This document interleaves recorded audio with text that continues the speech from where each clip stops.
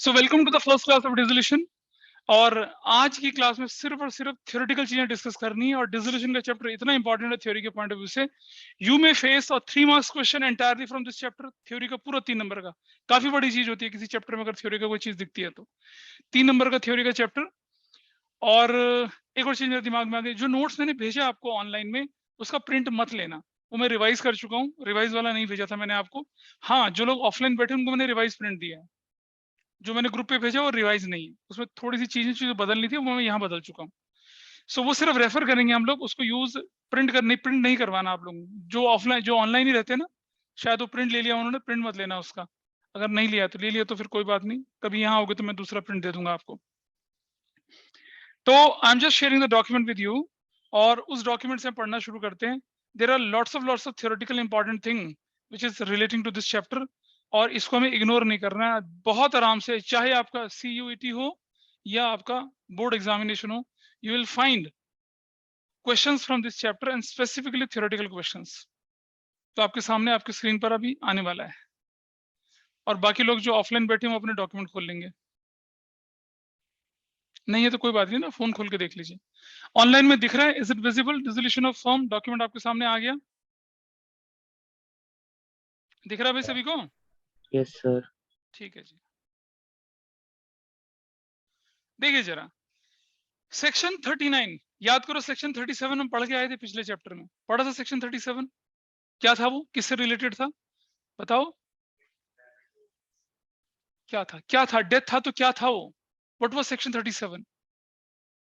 हाँ बोलो येल बाबा।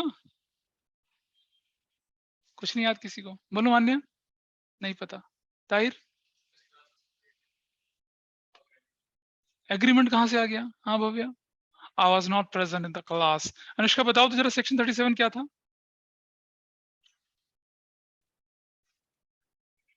उन्नति क्या था? हाँ हाँ।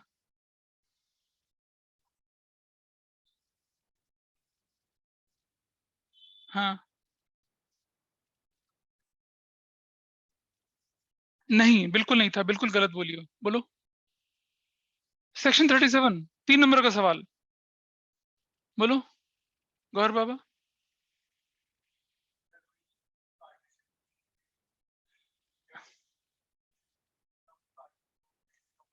बिल्कुल नहीं, absolutely wrong, absolutely wrong.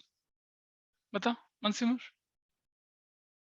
Raghav, कोई है बता सकता है? अश्मित, ऋषभ, राहुल, डीडी, क्या ऑनलाइन में गुनीत बताए? What was that point? Shame on you. मैंने कहा था कि कोई पार्टनर अगर नरकवासी हो गया, मृत्यु को प्राप्त हुआ या रिटायर हो गया, उसकी पेमेंट पार्टनर ने नहीं दी, उसे रोक लिया 6 महीने, 4 महीने, 2 महीने, साल भर। जो तुम बोल रहे हो वो तो वो होता है कि अगर कोई रिटायरिंग पार्टनर चला जाता है तो उसकी पेमेंट कैसे करनी है? कैश दे दो उसको, उसके लोन में ट्रांसफर कर दो, एक्स और वाई पार्टनर लेके आ जाए, पैसा वाई को दे दें उस पैसे को। ये तो वो कहानी थी। और आपको बोला कि if any amount remain unpaid for any deceased partner, executor, any retire partner, that is to be paid by remaining partner instantly. नहीं पे करते हैं, 2 महीना, 4 महीना, 6 महीने बिजनेस चला लिया, पार्टनर पैसा मांग रहा है, पैसा दे दो, मैं तो रिटायर हो गया, नहीं दे रहे हैं उसको। तो सेक्शन 37 का पॉइंट नंबर 1, अगर पार्टनरशिप डीड कहती है कि इंटरेस्ट ऑन कैपिटल देना है उस अमाउंट पर, या शेयर ऑफ प्रॉफिट देना है, तो जैसा पार्टनरशिप डीड में लिखा वैसा देंगे। अगर पार्टनरशिप डीड में नहीं लिखा है कि नहीं देना है, या पार्टनरशिप डीड में लिखा है कि नहीं देना है, इंटरेस्ट ऑन कैपिटल नहीं देना है, उसका शेयर ऑफ प्रॉफिट, और अमाउंट पेंडिंग है तो पड़ा रहना, तो पेंडिंग है तो नहीं करेंगे कुछ भी। लेकिन अगर पार्टनरशिप डीड साइलेंट है, पार्टनरशिप डीड में कुछ भी नहीं मेंशन है, तो पार्टनरशिप एक्ट 1932 सेक्शन 37 आता है सामने। क्या कहते हैं आपसे? Partner is entitle either of the following to: एक, interest on capital on that unpaid amount for that time period. 31 मार्च को बुक्स क्लोज हुई, जुलाई तक उसका पैसा नहीं दिया, अक्टूबर तक पैसा नहीं दिया, मार्च तक पैसा नहीं दिया, उतने पीरियड का इंटरेस्ट ऑन कैपिटल दो, या profit proportionate share in profit दो। प्रोपोर्शनेट किसका? कैपिटल के प्रोपोर्शनेट में, उसके प्रोपोर्शनेट। तो फॉर्मूला सिखाया था आपको वहां पर, और partner whichever is higher वो लेता है। ये था सेक्शन 37। फिर एग्जाम में क्वेश्चन आता, हमने तो पढ़ा ही नहीं। सेक्शन 37 चला गया, 2 सेक्शन बाद सेक्शन 39 आ रहा है, किसका? पार्टनरशिप एक्ट 1932 का। क्या कहता है पार्टनरशिप एक्ट 1932 का सेक्शन 39? वो कहता है the dissolution of partnership between all the partners of a firm. देखो जरा समझना, A B C D partner थे, डी चला गया, तो ए बी सी क्या कर रहे हैं? पार्टनरशिप को रिकॉन्स्टिट्यूट कर रहे हैं, कैंसिल थोड़ी कर रहे हैं। मतलब ऐसा नहीं हो रहा कि पार्टनरशिप कैंसिल करके और घर बैठ गए, नहीं। They are basically eliminating the previous partnership and they are reconstituting new partnership, मतलब बिजनेस चालू है। वो कहलाता है डिसोल्यूशन ऑफ पार्टनरशिप या रिकॉन्स्टिट्यूशन ऑफ पार्टनरशिप। जब पार्टनर में से कोई एक चला जाए, कोई एक आ जाए, और पार्टनरशिप क्या हो जाती है? रिकॉन्स्टिट्यूट हो जाती है, उसे कहते हैं dissolution of partnership only. That is only dissolution of partnership agreement, and new agreement has to be came in force. Dissolution of partnership. Section 39 एक बात और कहता है कि when dissolution of partnership between all the partners of a firm, अभी तो ABC चल रहे थे, D चला गया था, या ABC थे, D आ गया, सारे पार्टनर ने डिसॉल्व किया। अब की बार क्या हो रहा है कि partnership agreement between all the partners comes to an end. Partners ने क्या कर दिया? ABCD सबने मिलकर क्या कर दिया? पार्टनरशिप एग्रीमेंट खत्म कर दिया। अब पार्टनरशिप एग्रीमेंट खत्म हुआ, तो पार्टनरशिप के अंदर जो ऑब्जेक्टिव था, वो ऑब्जेक्टिव क्या हो गया? वाइड हो गया अब तो। और उस ऑब्जेक्टिव को पूरा करने के लिए जो फर्म चला रहे थे, वो फर्म भी क्या हो गई? बेकार। अब आपको बंद करनी पड़ेगी वो फर्म। तो अगर मैं बोलूं डिसोल्यूशन ऑफ पार्टनरशिप, इसका मतलब होता है सिर्फ और सिर्फ क्या? Partnership agreement is reconstituted. और अगर मैं बोलूं dissolution of partnership among all partners, तो पार्टनरशिप खत्म, बिजनेस भी खत्म। वो है जो हम पढ़ने वाले हैं, उसे कहते हैं dissolution of firm. Dissolution of firm और डिसोल्यूशन ऑफ पार्टनरशिप फर्म। तो जरा समझिए, अगर मैं बोल रहा हूं,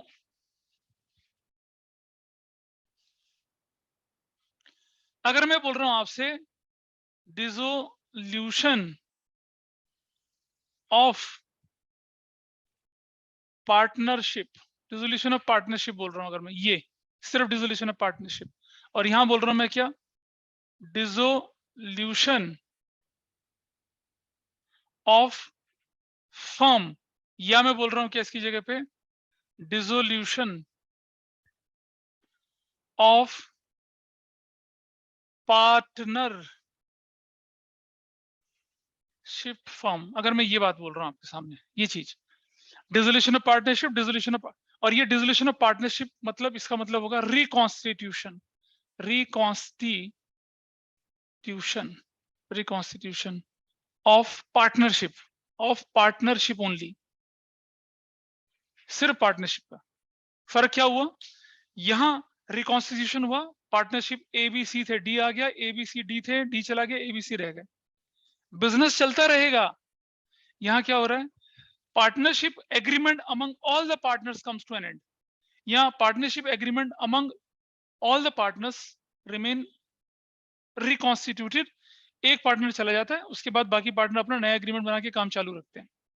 यहां नहीं है, सारे पार्टनर्स ने क्या कर दिया? एग्रीमेंट खत्म किया, बिजनेस बंद, अकाउंट क्लोज होंगे, एसेट्स बेची जाएंगी और लायबिलिटीज पे ऑफ करेंगी, और चिल खत्म, बुक्स क्लोज हो जाती है। मतलब फर्म का अंत आ गया, डेड हो गई फर्म। ये है वो चीज। तो दोनों में डिफरेंस पर 3 नंबर का क्वेश्चन आता है, और बहुत इंपॉर्टेंट है। आपको मुझे लगता है कि आपको वो क्वेश्चन एग्जाम में आएगा, स्कूल के एग्जाम में आएगा, बोर्ड में आएगा, आना ही आना है। चलिए अब जरा नोट्स की तरफ दोबारा से पढ़ते हैं और आगे देखते हैं क्या लिखा है। तो पढ़ें इसको जरा। Dissolution of partnership between all the partners of a firm called dissolution of the firm. In other words, breaking or discontinuance of relationship between all the partners, which is termed as dissolution of partnership firm. This brings to an end of the existence of firm. No business is transacted after dissolution except the activities relating to closing of the firm, as the affairs of the firms are wound up by selling firm's assets and paying its liability and discharging the claims of partners. खत्म। तो अगर हम बोलें क्या? Dissolution of partnership firms, तो इसका मतलब क्या हुआ कि आपका बिजनेस हो जाएगा बंद। क्यों हो जाएगा बिजनेस बंद? जब एग्रीमेंट पार्टनरशिप का सभी पार्टनर्स के बीच में खत्म हो गया, तो एग्रीमेंट के अंदर हम ऑब्जेक्ट लिखते हैं ना, ऑब्जेक्ट क्या हमारा, रजिस्टर्ड ऑफिस क्या, ऑब्जेक्ट क्या हमारा, गवर्नमेंट का बिजनेस चलाना। जब वो एग्रीमेंट जिसमें मेंशन है कि क्या काम करना वही खत्म हो गया, तो जो बिजनेस है गवर्नमेंट का वो क्या हो जाएगा, वॉइड हो जाएगा, खत्म, उसको बंद करना पड़ेगा आपको। Difference between dissolution of partnership या reconstitution of partnership, dissolution of firm और डिसोल्यूशन ऑफ पार्टनरशिप फर्म, ये डिफरेंस कैसे दिखा रखा है जरा नीचे देखिए, इसी पे डिफरेंस पे मैं ज्यादा टाइम लगा रहा हूँ। Breaking relationship between some of the partners of a firm is known as dissolution of partnership. Some of the partners ये कहलाता है ये वाला, ठीक है। अच्छा, in such a situation, while existing partnership is dissolved, firm may continue under the same name if the partners so decide. In other words, the results of dissolution of a partnership but not that of the firm. Dissolution of partnership होगी, dissolution of firm नहीं होगा। Dissolution of partnership और reconstitution of partnership कब कब ले सकती है, नीचे ट्रांजेक्शन लिखी हुई, change in profit sharing ratio, याद करो, पार्टनरशिप बदल जाती है, admission of a new partner, retirement of a partner, death of a partner, insolvency of a partner, completion of a venture if partnership form for that, expiry of a period of partnership, partnership is for a specified period, खत्म। 4 साल के लिए partnership करी थी आपने, ये कौन है भाई, क्या हुआ जी, गन्ना तोड़ रहे खेत से, फिर नाराज है जिंदगी से, बता दे, करेक्ट। ये सारी कंडीशंस हैं, 7 कंडीशंस जो लिखी हैं आपके सामने, जिसमें क्या हो जाएगा, डिसोल्यूशन ऑफ सिर्फ पार्टनरशिप होगा, फॉर्म नहीं बंद होगी। डिसोल्यूशन ऑफ फर्म और dissolution of partnership firm, it takes, अब इसकी कहानी क्या है, it takes without the intervention of court और by the order of the court, मतलब पार्टनरशिप भी बंद होनी है और बिजनेस भी बंद होना है। तो इसकी 2 कंडीशन है, with the intervention of court, without the intervention of court and with the intervention of court. Without intervention of court में 3-4 चीजें, जैसे dissolution by agreement with the consent of all the partners या in accordance with the contract between the partners, section 39 के बाद section 40 आ रहा है। ये क्या कहता है, ये एग्रीमेंट के द्वारा पार्टनरशिप का हम अंत कर रहे हैं और पार्टनरशिप के साथ साथ फर्म भी बंद कर रहे हैं। डिसोल्यूशन ऑफ फर्म, फर्म मतलब पार्टनरशिप फर्म, जब पार्टनर सारे एग्री हो जाएं, चलो जी बंद करते बिजनेस, अब प्रॉफिटेबल नहीं है, या पार्टनर के बीच में कॉन्ट्रैक्ट हो गया था, 3-4 साल बाद जब हमारा, जैसे मान लो कोई ब्रिज बना रहे हैं हम लोग या कुछ और चीज बना रहे हैं, वो काम पूरा हो गया, पार्टनरशिप खत्म, कंपल्सरी डिसोल्यूशन सेक्शन 41 है। ये जो ऊपर वाले 2 पॉइंट है बहुत क्लियर पॉइंट है आपके सामने, consent of all partners and in accordance with the contract between the partners, तब हम क्या कर सकते हैं, डिसोल्यूशन बाय एग्रीमेंट कर सकते हैं। Section 41, when all the partners or all but one partner become insolvent, सारे पार्टनर इंसॉल्वेंट हो गए, बताओ क्या करेंगे। अगर आप इंसॉल्वेंट हो जाते हैं तो you lost your right to sign a contract, जब तक आपके पुराने कर्जे वापस नहीं, मान लो कोई बंदा इंसॉल्वेंट हो गया, इंसॉल्वेंसी के बाद क्या होता है, ऑफिशियल रिसीवर अपॉइंट होता है, वो आपकी एसेट्स को बेचता है, लायबिलिटी को पे ऑफ करता है, और जब सबका हिसाब चुकता हो जाता है, जैसे होता है 20 पैसा न रुपी, 40 पैसा न रुपी, जब वो सब खत्म हो जाता है तब जाके फैसला होता है, अब उसे क्या करना, नए सिरे से अपनी जिंदगी की शुरुआत करनी है। तब तक उसके right to sign a contract kept suspended by court. सारे पार्टनर इंसॉल्वेंट हो गए भाई, कर लोगे किसी के साथ एग्रीमेंट, क्या हुआ, तो डिसोल्यूशन कंपलसरी है अब तो, मतलब पार्टनरशिप भी खत्म, तो फिर बिजनेस भी खत्म होगा। और यहाँ से अच्छा मान लो 5 पार्टनर हैं, एक पार्टनर सॉल्वेंट है, बाकी 4 इंसॉल्वेंट हो गए, तो बेचारा एक पार्टनर क्या करेगा, आपको चाहिए 2 या 2 से ज्यादा सॉल्वेंट पीपल, या ओनली 1 सॉल्वेंट पर्सन, तो पार्टनरशिप क्या हो गई, डिसॉल्व। और पार्टनरशिप डिसॉल्व भी सबके लिए, उसके लिए नहीं सबके लिए, तो फर्म भी क्या हो जाएगी, बंद। This is what compulsory dissolution. When some event has taken place which makes it unlawful for the partners to carry out the business of the firm in partnership, when a partner who is a citizen of a country becomes an alien enemy because of declaration of war with his country and India. मान लो आपका दोस्त एक Chinese है, मिची मिची में आऊं, Chinese है आपका दोस्त, ठीक है, सॉरी डेरोगेटरी रिमार्क चाइनीज लोगों के लिए, तो चाइनीज आपका दोस्त है और आप वो आपका पार्टनर है। अब चाइना के साथ लड़ाई छिड़ गई, वैसे बहुत कम चांसेस है चाइना के साथ लड़ाई छिड़े, क्योंकि हम बहुत बड़ी मार्केट ने चाइना के लिए, चाइना ऐसे पंगे नहीं करेगा। हाँ, ताइवान की ना मार पिटाई चांटे वांटे बजा सकता है, जो कि सीन चल रहा है। और अगर चाइना ने ताइवान पर अटैक कर दिया जैसे रशिया ने यूक्रेन पे किया, तो सोच लीजिए आपकी गाड़ी की वेटिंग बढ़ जाएगी। क्यों बढ़ेगी गाड़ी की वेटिंग, ये चिल्ली चिकन लड़का सेमीकंडक्टर, चाइना ताइवान बहुत बड़ा सप्लायर और मैन्युफैक्चरर है, चाइना से भी बड़ा, चाइना भी वहीं से लेता है। तो चाइना का पर्पज है ताइवान किस तरह से जेब में आ जाए, तो सेमीकंडक्टर इंडस्ट्री पे किसका, पूरा चाइना का एक छत्र राज हो जाएगा। एनीवे हम इस बात नहीं आ रहे, आगे बढ़ते हैं। तो हमारी चाइनीज बंदे के साथ पार्टनरशिप चल रही थी और वो हो गया एनिमी। अब एनिमी के साथ तो बिजनेस कर नहीं सकते हम लोग, तो हमें क्या करना पड़ेगा, वो पार्टनरशिप हमें क्या करनी पड़ेगी, पूरी की पूरी डिसॉल्व करनी पड़ेगी, वो बिजनेस भी हमें क्या करना पड़ेगा, बंद करना पड़ेगा। ये कंडीशन है।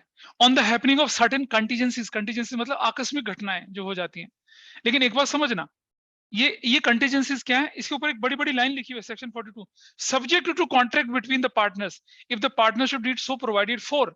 देखो नीचे आया क्या, एक पॉइंट है C point, death of a partner. But death of a partner तो हमने रिकॉन्सिलिएशन में भी पढ़ा था ना, वहां तो बिजनेस चलता है, यहाँ बिजनेस बंद क्यों हो रहा है। ऊपर एक लाइन लिखी हुई है, subject to the contract between the partners if the partnership deed so provided. अगर पार्टनरशिप डीड में लिखा है कि किसी एक बंदे के मरते ही पूरी पार्टनरशिप खत्म, पूरा बिजनेस खत्म, तो होगा। अगर ऐसा नहीं लिखा है तो ये ऊपर वाले एग्रीमेंट का पार्ट बन जाएगा, ऊपर वाले सेक्शन का पार्ट बनेगा, रिकॉन्स्टिट्यूशन बनेगा, विदाउट इंटरवेंशन ऑफ कोर्ट बनेगा। ठीक है, क्या बनेगा ये, if partnership constituted of fix term and expiry of that term. Partnership 4 साल के लिए बनी थी और पार्टनरशिप डीड में लिखा है after 4 years since 1 April 2022 partnership firm will automatically dissolve, और पूरी पार्टनरशिप खत्म तो बिजनेस भी खत्म। If constitute carry out one or more ventures by the completion of thereof, एक पार्टनरशिप बनाई सुपरटेक के जो ट्विन टावर्स है उनको डिमोलिश करने के लिए, 6 महीने साल भर तो हो चुका उस बात को चलते हुए। अब जैसे डिमोलिशन खत्म हो जाएगा तो क्या हो जाएगा, आपने अपने एग्रीमेंट लिखा हो, जैसे डिमोलिशन खत्म हो जाएगा, मलबा वलबा सेटल, पैसा वैसा मिल जाएगा, हम पार्टनरशिप क्या कर देंगे, डिसॉल्व कर देंगे। वैसे चाहे तो पार्टनरशिप उसके बाद भी कर सकते हैं आप, लेकिन डिसॉल्व कर देंगे आप उसको, ये कंडीशन है। लेकिन अगर डीड में लिखिए तब आगे बढ़ते हैं, डेथ ऑफ अ पार्टनर या by the adjudication of a partner as an installment. हमने कहा एक पार्टनर इंस्टॉलमेंट हो जाएगा और डीड में लिखा अगर एक पार्टनर भी इंस्टॉलमेंट हो गया तो पार्टनरशिप खत्म, बिजनेस बंद। वैसे एक के इंस्टॉलमेंट होने से पार्टनरशिप खत्म जनरली नहीं होगी, लेकिन ऊपर लाइन लिखी हुई है subject to contract between the partner if it is mention in partnership deed तब। तो जब आप लिखेंगे ना on the happening of certain contingencies section 42 break, पहले इससे शुरुआत करेंगे, subject to the contract between the partners if following thing happens, dissolution by notice section 43 in case of partnership at will partner decide, partnership will का मतलब होता है partner जब तक चाहेंगे पार्टनर बने रहेंगे, उसके बाद क्या कर देंगे, डिसॉल्व कर देंगे। तो फर्म में be dissolve if any one of the partner give a notice in writing to other partner signifies his intention seeking dissolution of the firm, तब ये बंद हो जाएगा। तो ये तो हो गया कब भाई, जब क्या हुआ, कोर्ट का इंटरवेंशन नहीं था। ये है जब कोर्ट का इंटरवेंशन होता है। कोर्ट कब इंटरवेंट करे, अच्छा मान लो कोई व्यक्ति आपके पड़ोस में इलीगल लिकर की सप्लाई कर रहा है, स्मगलिंग कर रहा है, कोई रोक ही नहीं रहा उसको, 1 साल 2 साल 3 साल हो गया। ये जो झुग्गी झोपड़ी वाले त्रिलोकपुरी, कल्याणपुरी, सीलमपुर, नंद नगरी, सीमापुरी, इस तरह के जो एरिया, जहांगीरपुरी, यहाँ मिल जाएंगे बहुत इलीगल लिकर के वेंडर्स, कोई नहीं पूछ रहा होता, पुलिस वालों से भी मिले होते हैं, कोई नहीं पूछ रहा उनको। ठीक है, आपके पड़ोस में कोई इलीगल लीकर का काम करता है, सप्लाई उप्लाई करता है, कहीं कहीं से लाके सप्लाई करता है, लॉकडाउन वॉकडाउन में आप लोगों ने बहुत ऐश लूटी, मतलब खूब कुछ करता है। अब आप जब तक कंप्लेंट नहीं करेंगे उसका बिजनेस बंद हो जाएगा क्या, कंप्लेंट कर लो तब भी नहीं होने वाला बिजनेस। क्या कोर्ट अपनी मर्जी से कि त्रिलोकपुरी में वो बंदा शराब का बिजनेस करा, चलो बंद करते हैं, कर देगा क्या, नहीं करेगा। ठीक है, अगर पुलिस आपकी बात नहीं मान रहे then you will go to court कि भाई हम तो रिपोर्ट लिखवाना चाहते हैं, थानेदार रिपोर्ट ही नहीं लिख रहा। आपने देखा होगा न्यूज़पेपर में, by order of court police वाले क्या करते हैं, एफआईआर दर्ज करते हैं, ऐसा करके। ठीक है, तो एक अभी केस हुआ कि यूथेनेसिया, मालूम है किसी को क्या होता है यूथेनेसिया, क्या होता है? यूथेनेसिया होता है इच्छा मृत्यु, व्यक्ति चाहता है कि मैं मर जाऊं। तो दिल्ली में एक बंदा है लाजपत नगर की तरफ शायद, वो एक लाइलाज बीमारी से, मतलब जो वर्ल्ड में करीब करीब 0.5% को होती है, उस बीमारी की वजह से उसके बुजुर्ग माँ बाप बड़े परेशान है। और स्विट्जरलैंड में क्या होता है, यूथेनेसिया अलाउड है। तो वो चाहता है कि मैं स्विट्जरलैंड जाऊं और वहां जाके वो अपना जीवन समाप्त करना चाहता है। अब क्या हुआ कि उसका दोस्त है, वो चाहता है कि ऐसा ना हो, कि क्यों ऐसा क्या, जितनी जिंदगी लिख ले, यहीं लिख ले, तू कर ले। कहता नहीं मैं तंग आ चुका हूँ, वो जाना चाहता है, मतलब पैसा वैसा है उसके पास, कोई दिक्कत नहीं है, और वो बेड रिटर्न है, वो इलाज के लिए स्विट्जरलैंड जाना चाहता है, लेकिन उसका पर्पज है कि वहां जाके वो क्या करेगा, अपने आप को खत्म कर लेगा। उसका दोस्त जो है वो नहीं चाहता। उसने पुलिस में कंप्लेंट करी, पुलिस वाला पागल है क्या, तो मरना मरने दे, तू क्यों कंप्लेंट करवा रहा है नहीं सुनी। नहीं सुनी भाई, हाई कोर्ट तक क्या नहीं सुनी उसकी किसी ने। अब बंदा सुप्रीम कोर्ट गया, ठीक है। अब सुप्रीम कोर्ट ने कमेटी बैठाई है पता करने के लिए भी कंडीशन वंडीशन क्या है इसके, इलाज और पैसा भी बहुत लग रहा है, उसके रिसोर्सेज कभी ना कभी खत्म होंगे। हमारे देश में तो अलाउड नहीं ना इच्छा मृत्यु। तो सुप्रीम कोर्ट ने अब एक कमेटी बैठाई है, एक कल के न्यूज़पेपर में था कि अब एक बात बताइए, सुप्रीम कोर्ट को सपना आ रहा है कि कोई बंदा इच्छा मृत्यु के लिए स्विट्जरलैंड जा रहा है? जब कोई कोर्ट में जाएगा, अपील करेगा, दरवाजे खटखटाएगा तभी तो। थानेदार का बढ़िया एटीट्यूड था, मरना मरने दे, धरती पे बोझ कम होगा, ठीक है। करे क्यों हमारी जान ले रहा है? करे कोई क्राइम कर रहा है क्या स्विट्जरलैंड लाके? नहीं साहब नहीं कर रहा, तो जाने देना उसको, तुझे क्या परेशानी, तुझे नहीं ले आ रहा, ठीक है। इस तरह की चीजें, but it was a sensitive matter. Court took interest in that matter, और उसने लोकल पुलिस को बोला, एम्स को भी उन्हें खबर भेजी कि भैया जाके पता तो करो कि क्या हालत है इसके, वाकई मामला मतलब सोचने लायक है या नहीं है। तो कोर्ट तब तक इंटरवीन नहीं करेगा भाई जब तक कोई आके कोर्ट को बोलेगा माई बाप मेरे साथ गलत हो रहा है, कोर्ट नहीं करेगा कोई। एक कुछ होता है सो मोटो, अगर लीगल स्टडीज कोई पढ़ रहा होगा, लीगल स्टडीज कोई पढ़ रहा है, सो मोटो मतलब संज्ञान लेना। कोर्ट अपनी मर्जी से कुछ भी, कई बार लगता है कि भाई जैसे कुछ केस चल रहे हैं, तो जैसे मान लो एक कोई केस हुआ था शायद जिसमें एनएसजी है, नेशनल सिक्योरिटी गार्ड, उसकी एक फायरिंग रेंज थी। कुछ लड़के लोग अपने वहां किसी दोस्त से मिलने गए, उनके दोस्त का मामा चाचा कोई वहां पर क्या था, ऑफिसर था। उन्होंने क्या करा कि लाइट मशीन गन होती है उससे फायर मार दिया और वीडियो बना लिया। एलएमजी तो पकड़ने गुनाह है भाई। AK-47 में संजय दत्त कितने दिन तक भटकता है जेल में। लाइट मशीन गन तो एक मशीन गन होती है, पूरी यूनिट को उड़ा के रख देती है, उस पर फायर करना बहुत बड़ी बात होती है, ठीक है। वीडियो बना के स्टेशन में डाल दिया। पुलिस टुक क्या सुओ मोटो, ढूंढा भैया, पूछो कहाँ से क्या कर रहे थे, महाराष्ट्र के थे वो, नासिक की कोई रेंज थी वहां पर कर रहे थे। फिर अब उस एनएसजी को चिट्ठी लिखी गई कि कौन सा ऑफिसर था जो अपने दोस्तों को लेकर फायरिंग करवा के चला गया। It is not allowed. NSG की रेंज में आके आप गोलियां चला के जा रहे हो और फिर वीडियो बना रहे हो, यार आधा टशन ढाए ढाए, ऐसा नहीं होगा। वहां पुलिस ने क्या करा, सो मोटो इंटरेस्ट लिया और अपने आप रिपोर्ट दर्ज कर दी। इट्स इलीगल, ठीक है। अदरवाइज नहीं, दे डोंट टेक पेन, क्योंकि नेशनल क्राइम रिकॉर्ड्स ब्यूरो के अंदर फिर केस उनकी थाने में कितने केस हैं, कितने जितने एफआईआर होंगे उतना इंस्पेक्टर इनएफिशिएंट है। तो क्या होगा, पढ़ लीजिए लाइन क्या लिखी है, at the suit of a partner. क्या, at the suit of a partner, जब पार्टनर क्या करेगा, मुकदमा डालेगा तब। the court may order a partnership firm to dissolve on any of the following ground. when a partner became insane, Pagglait हो गया partner. अब एक ही तो इंसेन हुआ है, बाकी बाकी पार्टनर कहते हैं भैया ये पागल हो चुका है, अब हमें पार्टनरशिप क्या करनी है, डिसॉल्व करनी है। अब वो पार्टनरशिप डीड में लिखा हुआ है कि जब तक सारे पार्टनर की कंसेंट नहीं मिलेगी तब तक डिसॉल्व नहीं होगी, ठीक है। पगलेट से बोलो तारे, वो कहता चांद, रात को कहता दिन, कहता साइन कर दे, कहता हाँ, वो कागज खा जाता फाड़ के, साइन नहीं करता। अब बेचारे पार्टनर क्या करेंगे। अब वो कोर्ट में जाके अपील करते हैं कि देखो माई बाप, हमारा एक पार्टनर तो हो गया पगलायत, हम चाहते हैं फर्म बंद करना, अब बिना इसकी परमिशन के बंद नहीं हो सकता, he is out of his mind. क्या करें, कोर्ट उसका मेडिकल एग्जामिनेशन वगैरह कराता है, बंद गए ना बाकी पार्टनर, क्योंकि बिना, आपने पढ़ा था ना, बिना परमिशन के ना फर्म में कोई बंदे को ला सकते हो ना छोड़ निकाल सकते हो, और डीड में भी आपने ये लिखा हुआ है। आपको क्या पता चला कि भैया पागल हो जाएगा, तो कोर्ट वहां इंटरवीन करेगा और आपको फिर परमिशन देगा। ये है डिसोल्यूशन बाय कोर्ट, जब आप अपील करेंगे तब लटके रहो, वरना when a partner becomes permanently incapable of performing his duties as a partner। आपने देखा होगा साउथ इंडियन फिल्मों में हीरो क्या करता है, गुंडे की पिटाई करता है, गुंडे के भाई की, उसकी सिर्फ आंखें चल रही होती हैं, बाकी वो ऐसा होता है। गुंडा उसके घर जाता है स्टेशन में, कहता किसने तुझे मारा, कहता इसी ने मारा। नहीं, मतलब बंदा क्या है, इनकेपेबल है अपनी duties as a partner, coma में बंदा पड़ा हुआ। क्या करोगे तुम, तुम्हारा तो बिजनेस, और पता है वो तुम्हारा फाइनेंस कंट्रोलर, उसके साइन के बिना चेक क्या होते हैं, पास ही नहीं होते। अब तुम हिलते हुए हाथ से अंगूठा थोड़े लगाओगे उसका, नहीं लगाओगे ना। क्या करोगे, कोर्ट जाओगे कि भैया इसको पार्टनरशिप बंद करो, हम ताकि नए सिरे से पार्टनरशिप शुरुआत करें। आप ऐसा भी नहीं कर सकते कि उसको हटाकर और बाकी पार्टनरशिप कर, नहीं कर सकते आप ऐसा भी।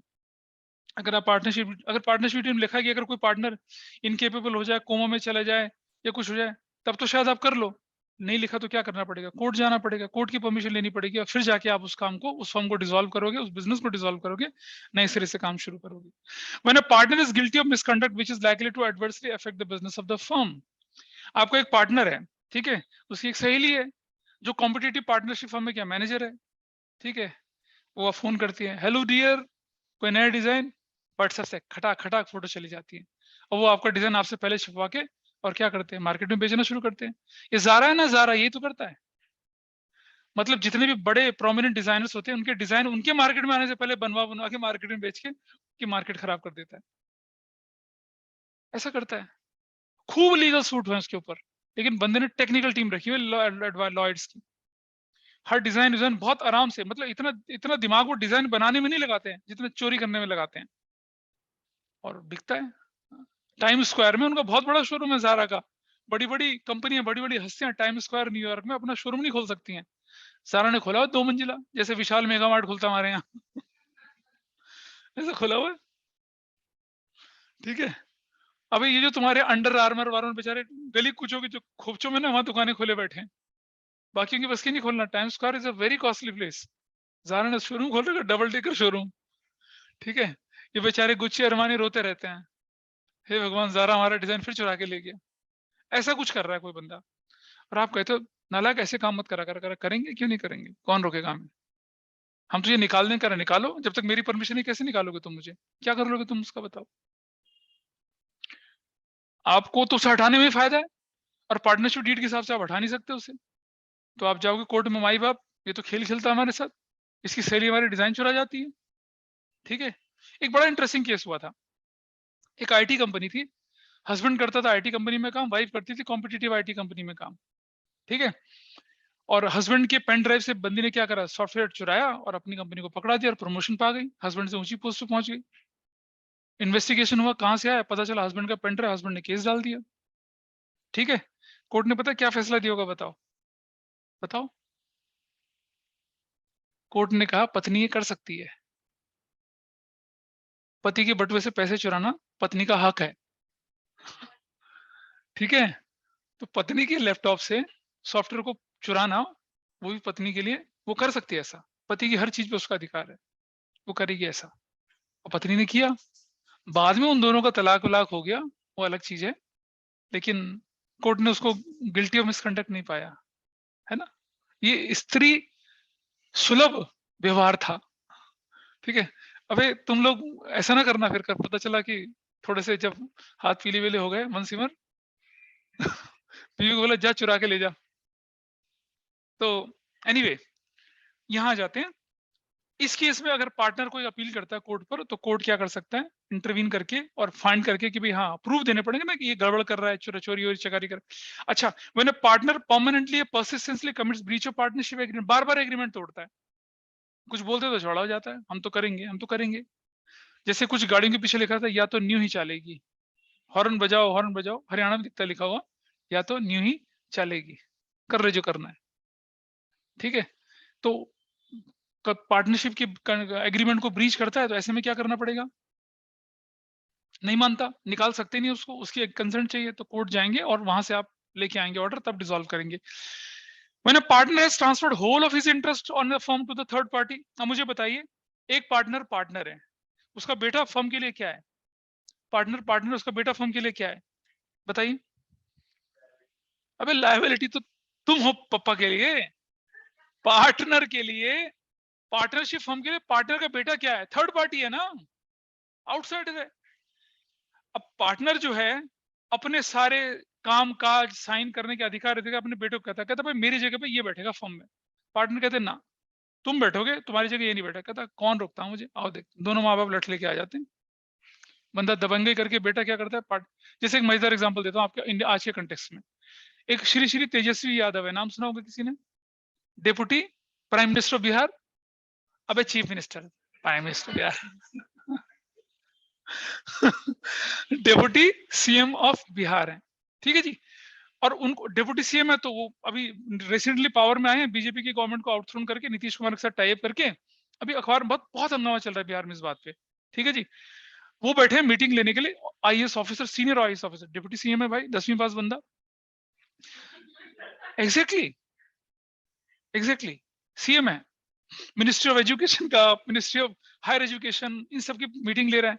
पड़ोस में किसे बैठा रखे हैं, जीजा जी, जीजा जी को क्या रोल दिया है, ठीक है, जीजा जी को कंसल्टेंट भी किया, और मतलब एडवाइजर टू डिप्टी सीएम, वो पोस्ट देके और उनको बिल्कुल ऑफिशियल पोस्ट दे दिया और बैठा रखा साथ में जीजा जी को पड़ोस में।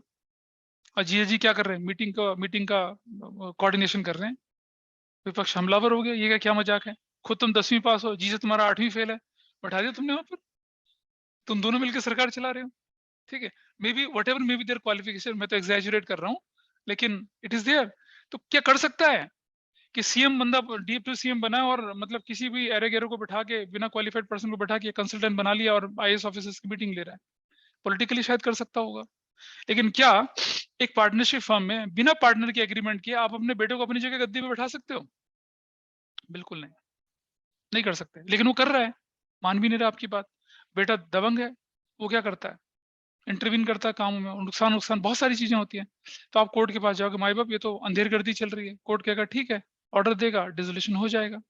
ठीक है, क्या अब आप नए एग्रीमेंट जो बनाओगे, आपको तो अभी इस केस में क्या करना पड़ेगा, पूरी फर्म भी बंद करनी पड़ेगी ना, बिजनेस बंद करके ताले वाले लगा के चलना पड़ेगा ना, वरना फिर आ जाएगा। फिर आप जो बचे हुए जेन्युइन पार्टनर है वो अपना नया बिजनेस शुरू करें, नए सिरे से काम शुरू करें। When a business of a firm cannot be carried out except at a loss, A, B, C, D, D for duffer बेचारा पार्टनर, गरीब partner, A, B, C ultra rich partner है। पार्टनरशिप फर्म ऐसे आते हैं घूमने फिरने के लिए, मतलब मौज मौज में 9 बजे ऑफिस आओ, 2 बजे छुट्टी करके चले जाओ। बिजनेस पे ध्यान ही नहीं देते हैं, बिजनेस लॉस 1 साल 2 साल 3 साल 4 लॉस पे लॉस है। डी फॉर डफर कहता है भाई बिजनेस बंद कर दो, मेरा तो नुकसान हो रहा है, कर क्या फर्क पड़ता है, चलने दे। नहीं करते बिजनेस बंद, business is suffering losses continuously year after year, नहीं करते बिजनेस बंद। अब क्या करेंगे बेचारे, क्या करोगे बोलो। और उसकी कंसिडर के बिना पार्टनरशिप बिजनेस बंद नहीं कर सकते हो आप, तो आपको कोर्ट जाना पड़ेगा, प्रूव करना पड़ेगा, बैलेंस शीट स्टेटमेंट में प्रॉफिट लॉस दिखाने पड़ेंगे पिछले 5 साल के कि बिजनेस भाई क्या है, नुकसान में चल रहा है। And when on any ground the court regards dissolution to be just and equitable, court को लगता है, किसी पार्टनर ने बोला कि भाई ये मुद्दा है, कोर्ट को लगता है हाँ भाई ठीक बात कर रहा है बंदा, अब तो डिसॉल्व होनी चाहिए, हो जाएगा dissolve. This is known as what, क्या, डिसोल्यूशन बाय कोर्ट। ठीक है, अब जरा देखिए, ये मोस्ट इंपॉर्टेंट पार्ट आपके सामने स्क्रीन पर आ रहा है, difference between dissolution of partnership and dissolution of firm. ये हमने पढ़ चुके हैं और समझ लेते हैं। बिजनेस टर्मिनेट किस में होता है, पार्टनरशिप में या डिसोल्यूशन ऑफ फर्म में? फर्म में। पार्टनरशिप में टर्मिनेट नहीं होता है। Settlement of assets and liabilities कहां होती हैं, डिसोल्यूशन ऑफ फर्म में, डिसोल्यूशन ऑफ पार्टनरशिप में? देखो भाई, डिसोल्यूशन ऑफ पार्टनरशिप में क्या होता है, एसेट्स रिवैल्यू होती है, लायबिलिटी रीअसेस होती है, और कौन सा अकाउंट बनता है, रिवैल्यूएशन अकाउंट बनता है। यहाँ क्या होता है, एसेट्स सोल्ड करी जाती हैं, लायबिलिटीज पे ऑफ करी जाती है, कौन सा अकाउंट बनता है, रियलाइजेशन अकाउंट बनता है। कोर्ट का इंटरवेंशन कहां चाहिए, रिकॉन्स्टिट्यूशन में कोर्ट का इंटरवेंशन चाहिए ना, म्यूचुअल एग्रीमेंट नहीं चाहिए होता। यहाँ it can be dissolve by court's order. आगे बढ़ते हैं, इकोनॉमिक रिलेशनशिप कहां एंड होते हैं, कहां एंड होते हैं economic relationship, dissolution of firm में। डिसोल्यूशन ऑफ पार्टनरशिप में इकोनॉमिक रिलेशन में चेंज्ड, रिवाइज, रिकॉन्स्टिट्यूट हो जाते हैं। Closure of books, books close नहीं होती हैं, यहाँ बुक्स को क्लोज करने की जरूरत नहीं पड़ती है फर्म पार्टनरशिप में, लेकिन फर्म में बुक्स को आपको क्या करना पड़ता है, क्लोज करना पड़ता है, बिजनेस बंद, धंधा बंद। Effect, dissolution of partner may not involve dissolution of firm, लेकिन dissolution of firm also means dissolution of partnership. That is 6 point है डिफरेंस के, इनमें से कोई भी पॉइंट अगर कभी भी डिफरेंस आया तो आपको बेसिस ऑफ डिफरेंस के साथ लिखना है। Even if basis of difference are mention in the question paper, still you have to write it in your answer sheet. ठीक है, अब आ जाते हैं सेक्शन 48। ये क्या कहते हैं section 48, in case of dissolution of a firm, dissolution section 48 के अलग अलग पैराग्राफ हैं, ये बताते हैं आपको कि कैसे आप लॉसेस का, एसेट्स को बेचेंगे, लॉसेस का सेटलमेंट करेंगे, ये सब उसके बारे में बता रहे हैं यहाँ पर। For the purpose of it dispose all of its assets, satisfying all the claims against it. In the context of this, should be noted that subject to agreement among partners, following rules are provided. Section 48 of the Partnership Act 1932 applicable है. Section 48 subsection A. Losses अगर कुछ हो गए तो सबसे पहले profit में से पे किए जाएंगे, फिर अगर फिर भी लॉस नहीं निपटे तो पार्टनर्स की कैपिटल यूटिलाइज होगी, फिर भी नहीं निपटे तो पार्टनर्स की एसेट्स जो है पर्सनल, उसको हम क्या करेंगे, यूटिलाइज कर लेंगे, उसकी एसेट्स को यूटिलाइज कर लेंगे। Got it? थोड़ा आगे चलते हैं, जरा रुकिए, होल्ड करिए, आगे चलें, लेट्स मूव फर्दर, थोड़ा सा आगे चलते हैं। अब एप्लीकेशन ऑफ एसेट्स, भाई फर्म की एसेट्स बेच रहे हो, सबसे पहले क्या करोगे आप, amount realize from sale of assets including sum contributed partners to make up deficiency, किस तरह से और किस तरह से, किस मैनर और किस ऑर्डर में, सबसे पहले आप क्या करेंगे, थर्ड पार्टीज का डेट। थर्ड पार्टी किसे कहते हैं, फर्स्ट होती है फर्म, सेकंड पार्टी पार्टनर, बाकी सब आउटसाइडर क्या कहलाते हैं, थर्ड पार्टी। जैसे हमने बोला कनिष्क है, गौहर है और राहुल है और ऋषभ है, 4 पार्टनर्स हैं। मिसेस कनिष्क, मिसेस गौहर, मतलब सॉरी मुझे नाम नहीं पता, मिसेस राहुल, मिसेस ऋषभ, आप लोगों को शायद पता हो आपस में नाम, मुझे नहीं पता है। अगर ये मिसेस मिसेस मिसेस के लोन्स अगर फॉर्म में दे रखे हैं तो फर्म है पार्टनर्स की, पार्टनर हो गए सेकंड पार्टी, और जो मिसेज हैं ये क्या कहलाएंगी, थर्ड पार्टी कहलाएंगी, आउटसाइडर्स कहलाएंगे। Got it? तो देखिए सबसे पहले क्या करेंगे आप, थर्ड पार्टी के जो डेट्स हैं उनको पे ऑफ करेंगे। फिर हर पार्टनर को अगर कुछ भी बच जाता है फिर क्या करेंगे, जो पार्टनर्स है उनको जो पैसा देना है, अगर पार्टनर ने कोई लोन वोन दे रखा है तो उसको चुकाएंगे। फिर पार्टनर की जो कैपिटल है उसको चुकाएंगे, और फिर भी अगर बच जाता है तो पार्टनर्स को प्रॉफिट शेयरिंग रेशो में क्या कर देंगे, बांट देंगे। ऐसा चलता है, ठीक है। अच्छा, नीचे जो पैराग्राफ लिखा हुआ है इसको खुद पढ़ लेना, ये वही उसी की समरी बना के दे रखी नीचे, ठीक है।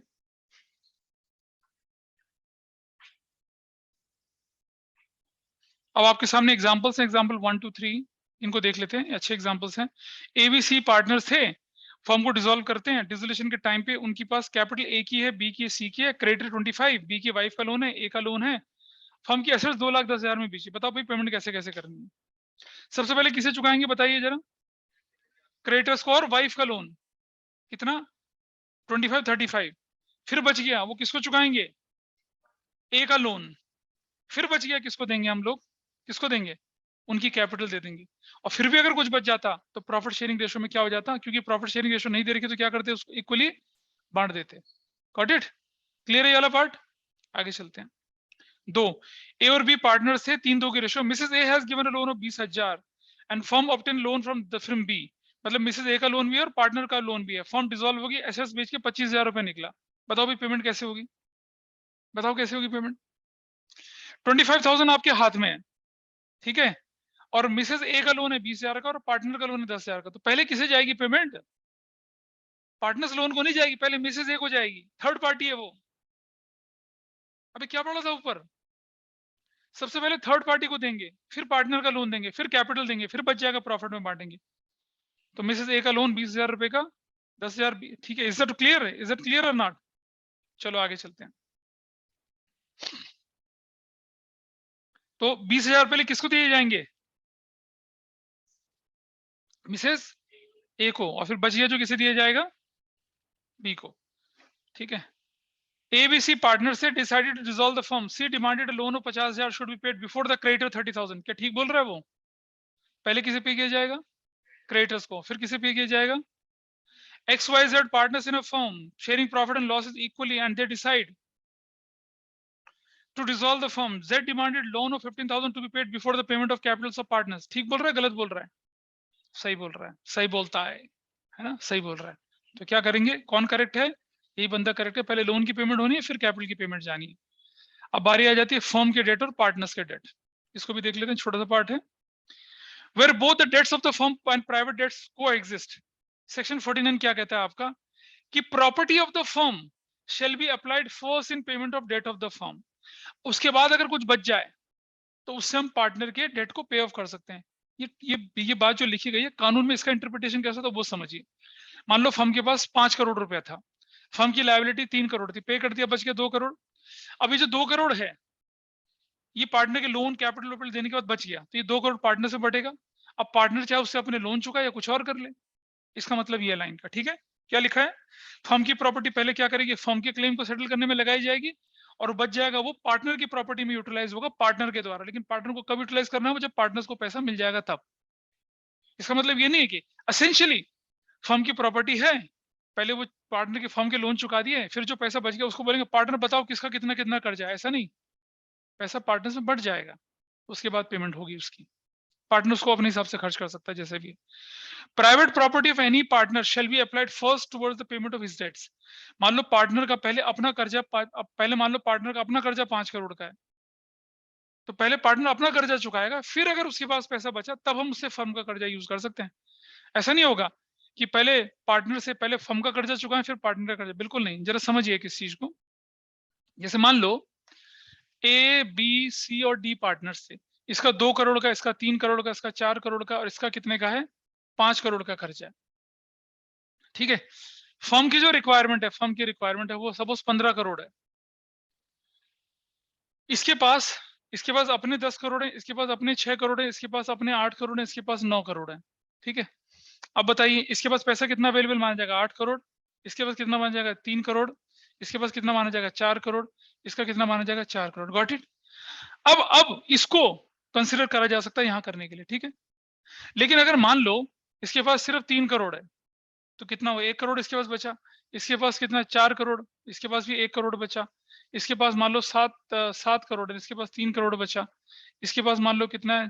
6 करोड़, इसके पास भी 1 करोड़ बचा। तब तो अब क्या, फर्म की तो रिक्वायरमेंट 15 करोड़ की है ना, तो इतना ही ले सकेंगे इनसे, ठीक है।